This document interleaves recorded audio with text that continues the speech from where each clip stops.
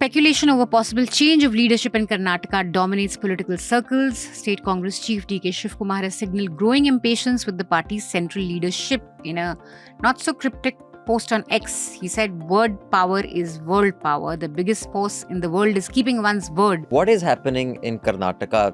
How serious is this fight? But I think December nothing's going to happen because Rahul Gandhi is probably going to take a holiday, Christmas holiday and stuff. Any conversation will be post-January and it'll be at least Feb or March by the time any transition happens. D K Shivakumar is an impatient man and he's been asking people to give a one-year plan on what he should achieve as the Chief Minister. He's there. Oh, really? But yeah, so party has a lot of catching up to do. He's that confident. The one thing I would like to add for D K Shivakumar's list of 10 things you should do is, number 1, stop looking like a character from the first scene of The Hangover all the time. Sometimes look like you're fresh, ready to run. Don't look like you have just woken up with those 3 guys not knowing what happened last night. Tell me the balance about when can we say, look, go by the constitution, and say, oh no, actually the constitution says this, can we just fix that?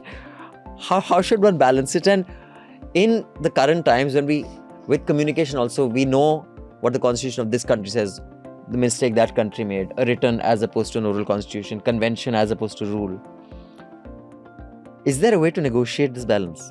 While it's like a nice little thing to say, ki, oh, we are waving the constitution around, I don't know if people actually live it on a day-to-day life, if that makes sense. Sure. Like if these values like equality, fraternity, justice for example, do people think that the value of justice as described in the constitution is something that they also agree with? Let me begin by quoting Sir B.N. Rao, who was the constitutional advisor to Constituent Assembly, and his role in constitution making was as important, if not more, than Dr. B.R. Ambedkar.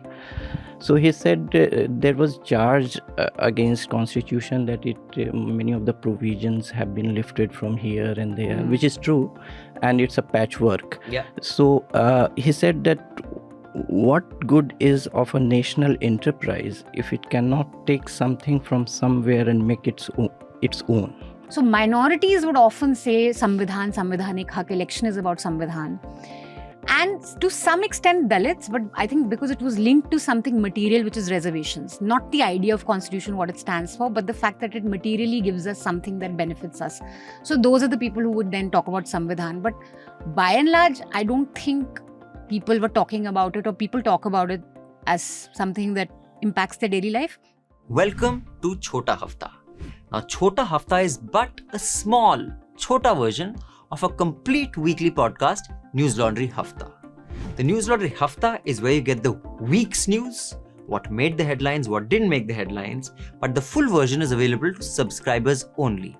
And I don't mean YouTube subscribers, although YouTube subscribers are also very welcome, we're very grateful to you, but also to Newslaundry subscribers, the paying subscribers who pay to keep news free. So you can also become a paying subscriber by clicking the subscription link. Now, what do you get if you're a paying subscriber? You get access to all our paywall content, all interviews, podcasts, and importantly, you get access to a full unedited Hafta, where you not only get to hear the week's news, but you get to hear the Newslaundry editors' positions on matters. You get to see their biases, what are their prejudices. It's an exercise in transparency while also informing you, and we have a few quips and jokes and agreements and disagreements thrown in. So listen to the full Hafta, subscribe to Newslaundry, and pay to keep news free. Here we go. अंग्रेज अपना लगान और Newslaundry अपना हफ्ता कभी नहीं छोड़ते. Welcome to another episode of Hafta. We're recording this on the 28th of November at 11:30 in the morning. The AQI in NCR and many areas in the north is easily over 300 apparently. As we're recording this outside in Delhi, in many parts it's over 400. It has touched 600. Bombay is touching 300. And we shall keep reminding all our viewers of this and anyone in policy who cares to listen. Also, before I introduce the panel, we have a special offer. And this is because the government of India, to support print media, has raised the ad rates that they will pay using your and my money by 26%. Here is our response to that offer.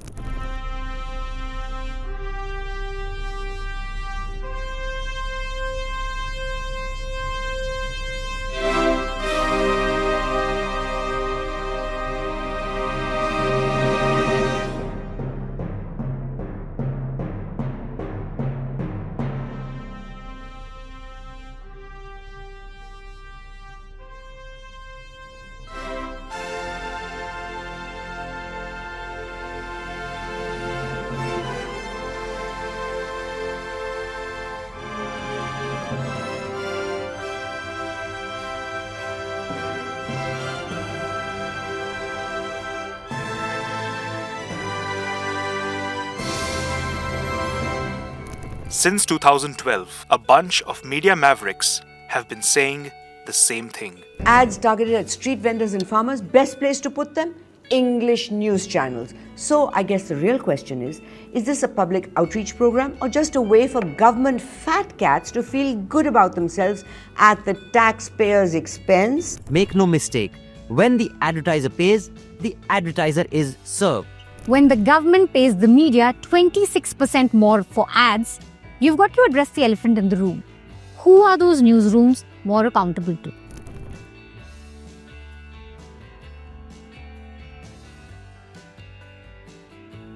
That's why when they go high, we go low.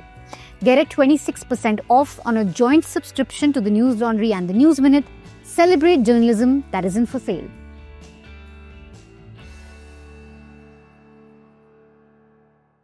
So there is a link in the show notes and there is this QR code that is flashing next to my face, and it will flash now and then during the course of this podcast.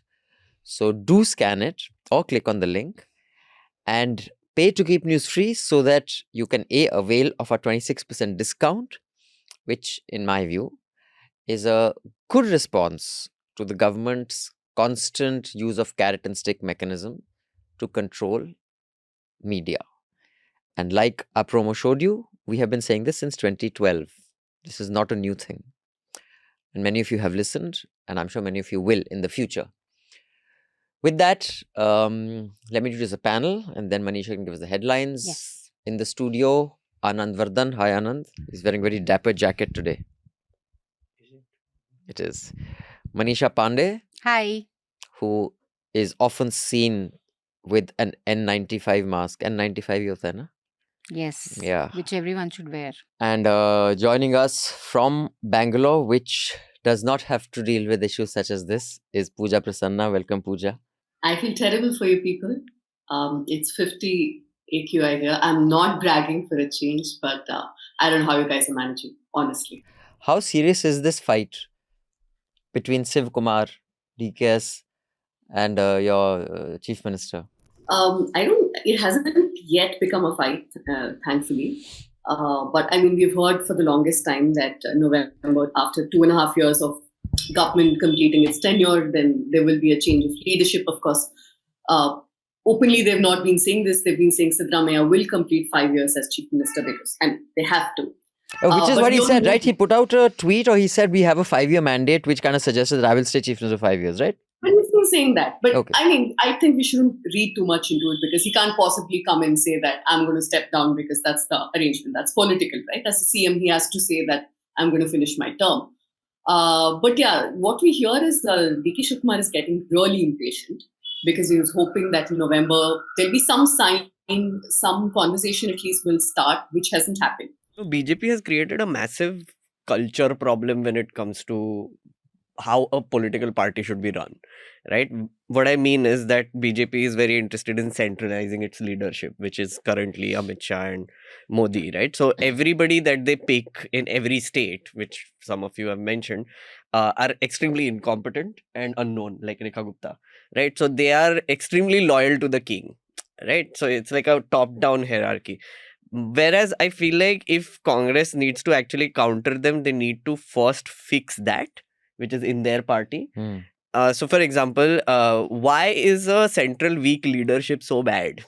is something I've been asking. Why shouldn't the state leadership be more powerful when it comes to state issues, right? Like Karnataka mein, if DKS is the one who worked and he built the party cadre and everything, he should be rewarded.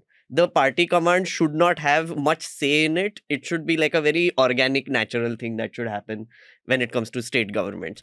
Anchors who I have known, who I have seen in saner times, asking serious questions like, so what is the significance of this Dhwaj? So now this Dhwaj, does it mean that we are now proud again? Dude, like, with your suit and tie sitting in a studio, like, really? No, but what is that Dhwaj? What is it supposed to signify? I didn't find an answer to that. You should see, I think one of these, I forget which channel, they have 10 things to know about the Dharam Dhwaj. Actually, Okay. it's supposed. Okay. I was like, oh, I didn't read it, but I don't want to know these 10 things. I just glaze over this nowadays. Huh? You're being very unkind. Imagine an anchor or a reporter just put on air. You have to talk about this Dhwaj non-stop for 10 hours. That's true. Yeah. What are you going to do? Morning to evening they were talking. Let's talk Wow. about the Dhwaj. Let's look at his eyes and how they're welling up, the devotion, whatnot. How his hands are His hands shaking are with being shaking. emotional and Oh, whatnot. was it emotion or is he Somebody just old? also That's what I ascribed- wanted to ask. Somebody ascribed it to a tantric ritual, that it Oh is my some God. way of Can performing. you fake it? I I don't know. tried. I don't know if you can fake it. So it must be. I mean, I'm very curious how that I mean, he happens. is old. It could be He's that. old. Yeah, I'm Yeah. sure he's Hands are also shaking. overcome. I mean, Or he could be emotional also. yeah, he Could could be both. emotional. Why are Modi ji's hands shaking? We are trying We are to trying to analyze that. decipher the important things in life. One of the things I've been thinking about lately. So, Constitution, when I did the show, that was 2017. So, it was a while ago, right? Like, and it's been a while, and I've been thinking about this a lot, what you said. The best way to describe the Constitution of India is that it is both prescriptive and reflective. What I mean by that is that it prescribes what our society is or what it should be ideally, but it also is reflective what it really is currently. Right. So, like the amendments that you said, it's an evolving document. It's a living document, as they say, right? So, let's say the preamble is frozen, which is by the Supreme Court. So, it has like values like equality, fraternity, justice, freedom, all those things. So, those are static, which means that they are prescriptive. They're saying, oh, this is how we envision India to be with And that can't these change. values. And that can't change. But interestingly enough, if you go inside the Constitution, as you said, there are many amendments, and all of these come with qualifiers, like reasonable restrictions, as we call them. So even though the Constitution says, oh, there should be like freedom of speech, there will be like reasonable restrictions which like sedition and unity and integrity and obscenity and whatever. Actually, it's very interesting what you said. I was also thinking about this. Do you live it? And I was thinking about myself. Actually, it doesn't mean much to me. I think today a lot of people bring up the Constitution because it's become the best political argument against the BJP. So if you're against the BJP, the easy thing to flash against them is the Constitution. When you also go out and speak to people, like in the run-up to elections, this elections we were talking a lot about the Constitution, 2024 elections. But the actual people on ground who actually spoke about Samvidhan ya Samvidhanik Hak, mostly it would be minorities because there is an existential threat where the assumption that India is a secular state is in flux now. That's being challenged now, and there's questions of are we not. You know, if you look at Constitution as a document that ascribes values to a nation, so if you look at values, what does India stand for? You know, US individualism, pursuit of opportunity, liberty, equality, fraternity in the France. I struggle to think of what is an Indian value. What is India? Only two values I see. One is we vote. And there, okay, you have to thank the constitution makers because universal adult franchise was quite radical back then. Not every country had it. The fact that we decided that everyone will vote above the age of 18, whether poor, literate, educated, women, man, caste, religion, whatever. And you actually see that value. The one thing that Indians feel very sentimental about is that the poorest will say, we vote, it's our right, we'll do it. No one can take that away from us. And the second thing is diversity. India is diverse. And there, yes, the constitution makers gave a little something to everyone. Women also, castes also, religion also, minority institutions. So it kind of had the vision to say, okay, it's a diverse country. But both these notions are under attack today. And what does the constitution really do to protect these two values? I think it's very interesting what Manisha said is if you take what is an inherent Indian value, yeah. diversity It is. I think there is no doubt about it because Yeah. linguistic diversity just It's unity in diversity. I mean, the unity I mean, bit that we is can quite come, but radical. I do think the fact that I we thi- came together is no, just- dude, if you think about it, if you put one Mallu, one Punjabi, one Kashmiri, one Arunachali, one Gujarati in one room, they'll have nothing in common with each other, man. Zero and things. yet, for them to believe in India, I think that is diversity is the single.